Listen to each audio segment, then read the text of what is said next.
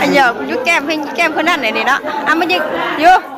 มันยิกแก้มป้าชูตัวละเป็นแต่ยิกว่าแก้มนี่เหรอมันจะยิกอันนี้นี่ไม่ต้องมาหยิก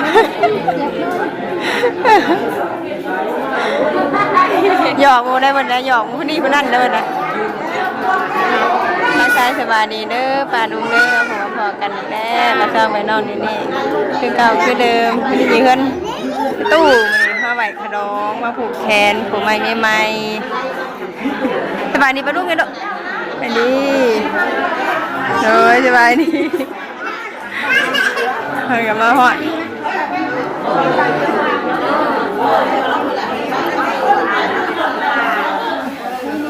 หอดกาดหอดตกวัดคืนนี่กะท่านี่กับโต๊ะที่มันเป็นเมนที่หอดเศร้าแต่ว่าอากาศหอดช่ำช้าหน่อยเพิ่นเสียงดังยุ่เงียเนี่ยเด้ออะไรเพิ่นนะตีไม่ดีเดี๋ยวนั้นเลยดื้อแล้วเพิ่นนะเฮ้ยหนา40 เดือนอะไรนี่นะ40 เดือนมื้อนี้อะไร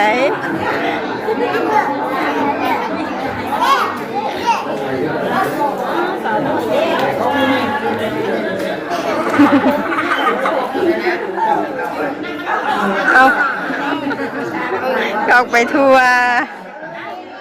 คนละย่านคนใดสบายดีป้าลุงเลยลูกสบายดีป้าลุงไปงามๆดูสบายดีลุงมึงนะบ่ลมเสียดื้อไม่ดื้อ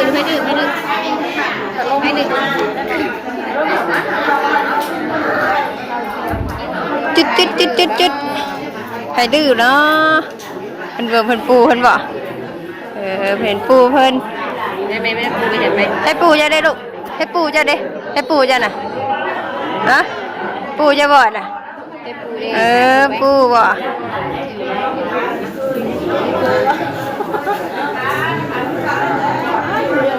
อันผูกคนอันแพ้เพียฟาดรามบ่เป็นบ่จ้ะแพ้ฟาดรามบ่มันได้จ้ะ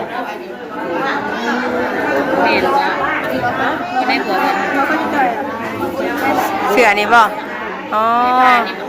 เสือซีนนี่นะบ่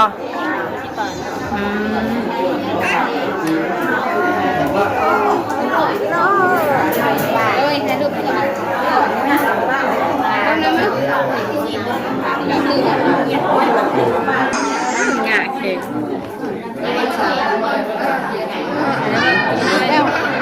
พักแบบ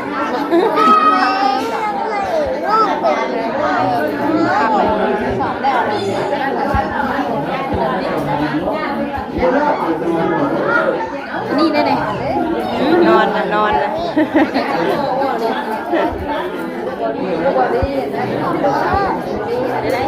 เซ็ตเว้ย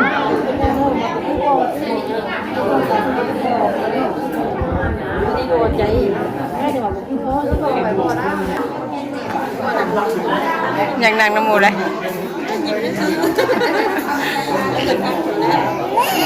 แข่งกันนะหยาดปลา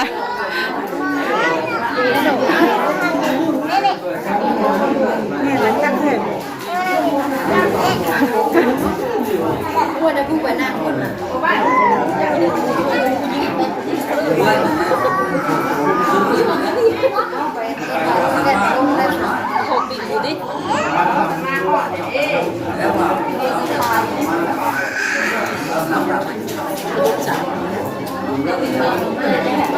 ฮะมันใช่นกขอบ่หากระมาฮอดนั่งเตรียมคันแล้วได้เคว่าเพิ่นแล้วอะไรนี่ไปพอดีเพิ่นเลิกพอดีเห็นเลยถามแล้วเห็นแล้วว่าสำน้อยในหัวสำน้อย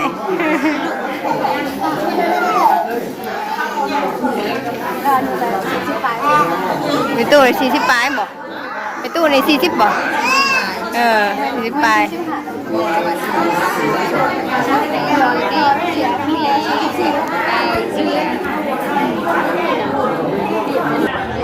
หยอกปลา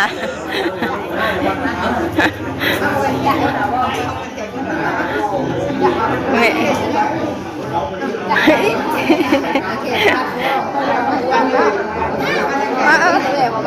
แม่ทอดหาเอื้อยเอาหาเอื้อยหาเอื้อย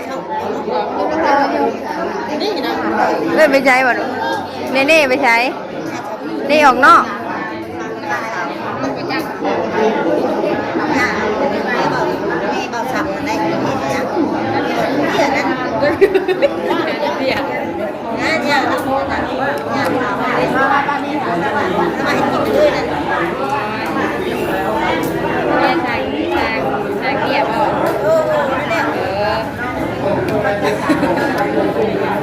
ฮ้อนฮ้อน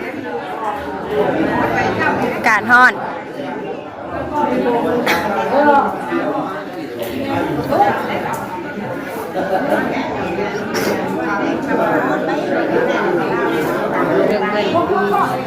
มึงจะของวะ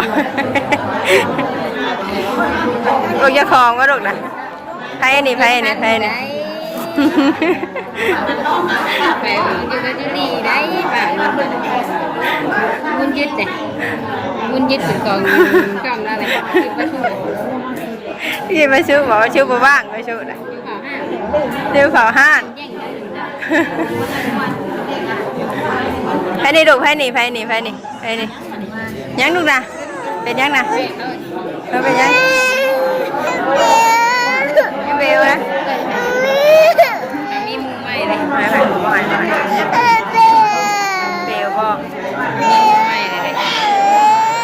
เบลมาเดี๋ยวเบลไปยังไงอากาศมันฮอต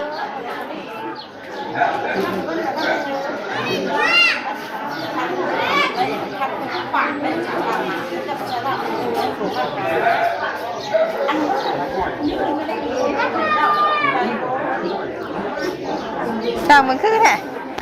เลยโอ้ยกินได้กินนี้ท่านอากินมาแต่ขึ้นเปล่าว่ามันท่านมาฮอต10 นาทีครับเดี๋ยวก็ท่านสิอิ่มอยู่ลุมมันไม่อิ่มจะเคือลูกหล่ะท่านอากินต้มแต่ชุดนะมึงเนี่ยสีมากเลยทั้งก้นและเงี้ยแถดเยอะว้าเบิ่งให้ดูนะนี่แหละเบิ่งคือแหละบอกกันเฉยมุดป้ามุดมันนี่มุดดูครบมันครบมันครบไม่ได้บ่ลูกมันครบแม่คือกันเบิ่งเคยเห็นบ่ลูกเคยเบิ่งนะเบิ่ง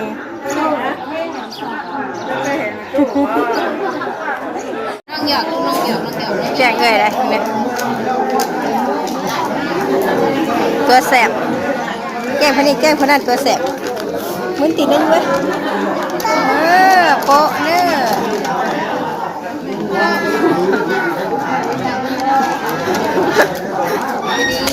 ดีป่ะหอนผัดเงี้ยเผ็ดเลยผัด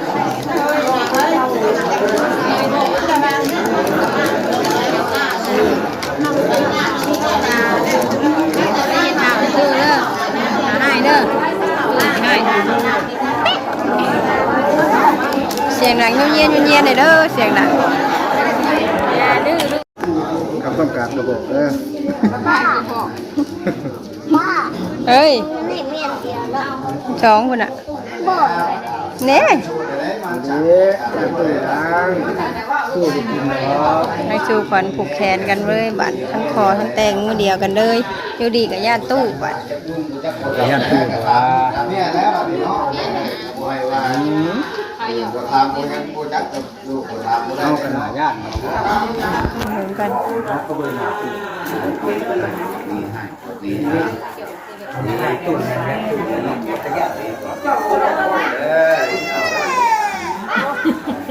แต่ว่าพี่เนี่ยพา ายบุเคนนะ ลูกชายหากระตื่นนอนบ่ ได้น้องหากมา บอกไปเว้ยเนาะชายโทน ตื่นตูมตื่นตีจังสิ ตื่นโตตื่นยังอยู่เลยนี่พิดจื้อดื้ออยู่โอ้ยหล่ะอยู่คนป่ามาดูบ่พระชัยพระชัยพระชัยคนเก่งคนเก่งคนสวยคนสวยพระชัยเพราะมันต้องไปใส่เนาะไปกระดูกนี่ร้านบัตรแสงจะทอดเนี่ยเลยมีสามมาเอาจังจะมีสามมาเห็นไหมโอ้พระชัยโอ้ยได้ให้พอรู้ว่าให้ยังกันนะเป็นน้ำป้าบอกน้ำป้าน้ำป้าไปมึงตื่นกูแขนเห็นบอกเอ้ามันต้องไปชันน่ะ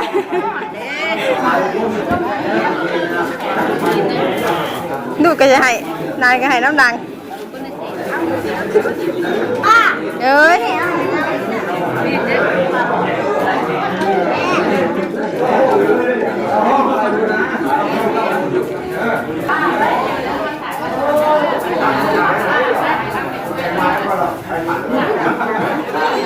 เลย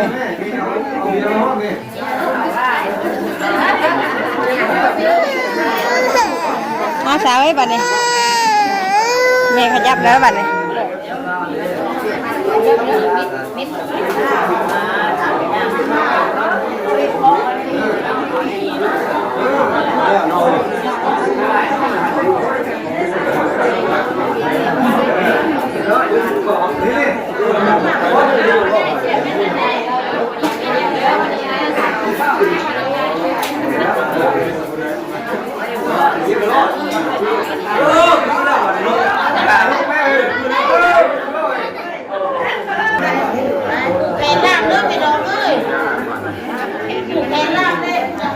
เว้ยเสียงจะทอดเลย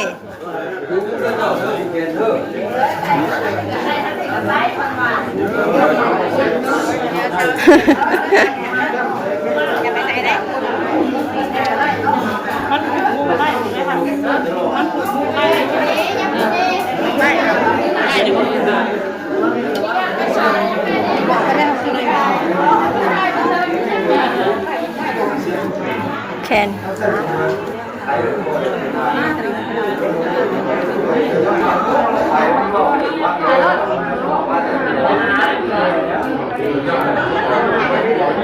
ใครคนไหน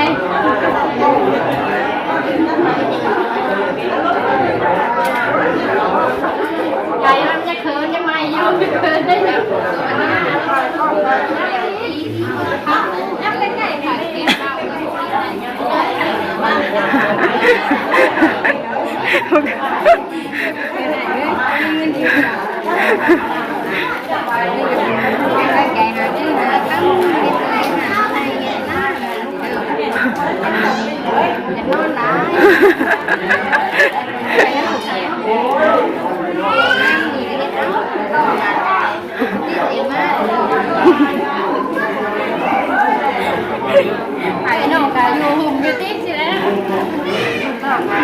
ว่าหุบไม่แค่นั้นหุบน้ำไม่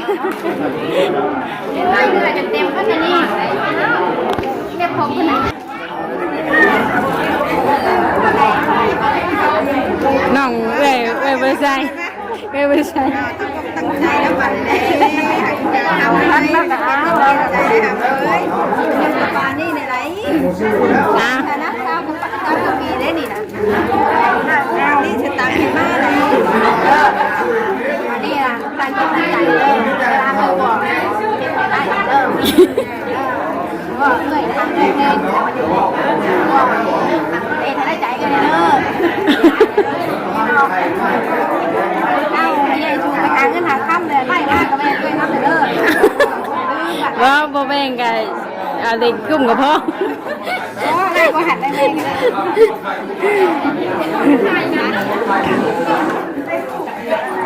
อาจจะของกุ้งกับพ่อเกิดไม่รู้ กุ้มจะได้กุ้มนะได้กินนมไอ้น้องจะไหม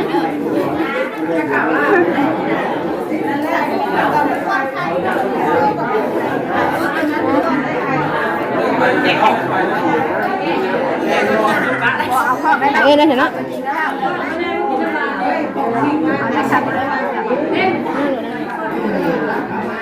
นี่กินขนมนี่นั่งดูนั่งดู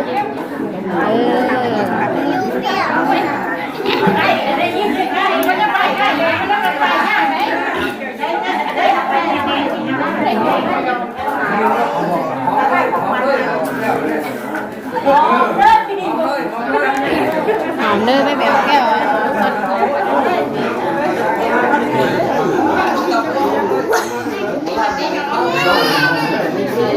เจ้า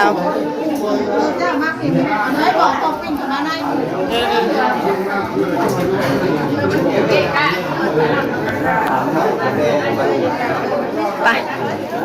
อย่าไปนั่งหุ่นนั่งหุ่นไป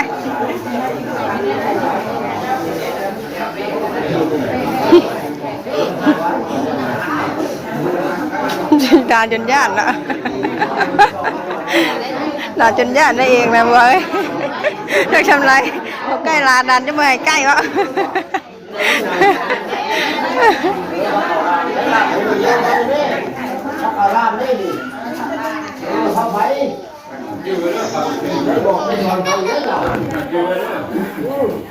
น่ะอยู่เดินย่อเข่าอันนี้ผูกแขนแล้วก็ย่อเข่าต่อเนาะจะป้อนไข่กัน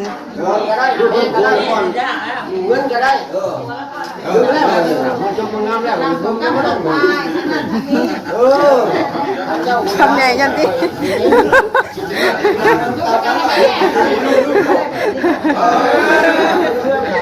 ทางเดียวนี้โดยทั่วไปทางการ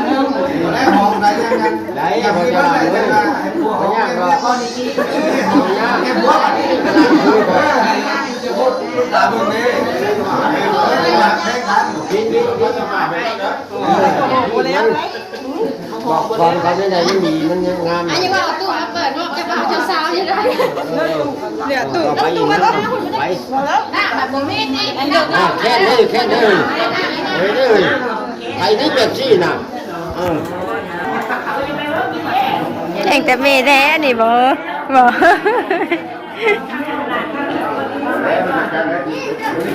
แขกคุณยังแรกกินข้าวกินน้ำแล้วนะอยู่เนาะโอเคสำหรับแม่นี่ก็เสียหน้าป้าลงไปก่อนแล้วพบกันหน้าเด้อสำหรับคลิปนี้สบายดีเด้อ